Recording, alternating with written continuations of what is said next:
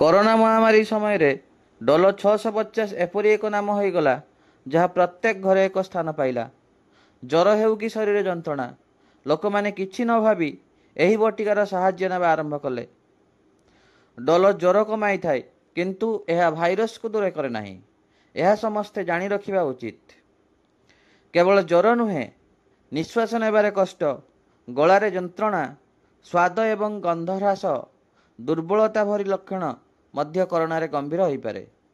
ଏହି ପରିସ୍ଥିତିରେ ଡୋଲୋ ନେବା ଏବଂ ଅନ୍ୟାନ୍ୟ ଲକ୍ଷଣଗୁଡ଼ିକୁ ଅଣଦେଖା କରିବା ବିପଜ୍ଜନକ ହୋଇପାରେ।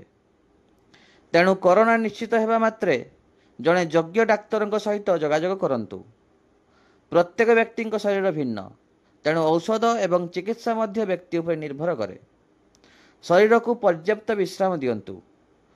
ପାଣି ବହୁତ ପରିମାଣରେ ପିଅନ୍ତୁ। ତା ସହ ନଡ଼ିଆ ପାଣି, କାଢ଼ା, ସୁପ୍ ଏବଂ ହାଲୁକା ଖାଦ୍ୟ ଶରୀରର ପୁନରୁଦ୍ଧାରରେ ସାହାଯ୍ୟ କରେ। ଡାକ୍ତରଙ୍କ ପରାମର୍ଶ ଅନୁସାରେ ଭିଟାମିନ୍ ସି, ଡି, ଜିଙ୍କ୍ ଇତ୍ୟାଦି ସେବନ କରନ୍ତୁ। ଏଗୁଡ଼ିକ ଶରୀରର ରୋଗ ପ୍ରତିରୋଧକ ଶକ୍ତିକୁ ସୁଦୃଢ଼ କରିବାରେ ସହାୟକ ହୋଇଥାଏ। ପଲ୍ସ ଅକ୍ସିମିଟର ସାହାଯ୍ୟରେ ନିୟମିତ ଭାବରେ SpO2 ଯାଞ୍ଚ କରନ୍ତୁ। ଯଦି ସ୍ତର 94ରୁ କମ୍ ହୁଏ, ତେବେ ତୁରନ୍ତ ଡାକ୍ତରୀ ପରାମର୍ଶ ନିଅନ୍ତୁ।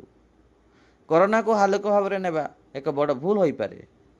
ଡୋଲୋ କେବଳ ଏକ ପ୍ରାଥମିକ ଚିକିତ୍ସା ଔଷଧ, ସମ୍ପୂର୍ଣ୍ଣ ଆରୋଗ୍ୟ ପାଇଁ ତାହା ନୁହେଁ। ଠିକ୍ ସମୟରେ ସଠିକ୍ ଚିକିତ୍ସା ଏବଂ ଡାକ୍ତରଙ୍କ ପରାମର୍ଶ ହେଉଛି ଏହି ରୋଗରୁ ଆରୋଗ୍ୟ ହେବାର ସଠିକ୍ ଉପାୟ।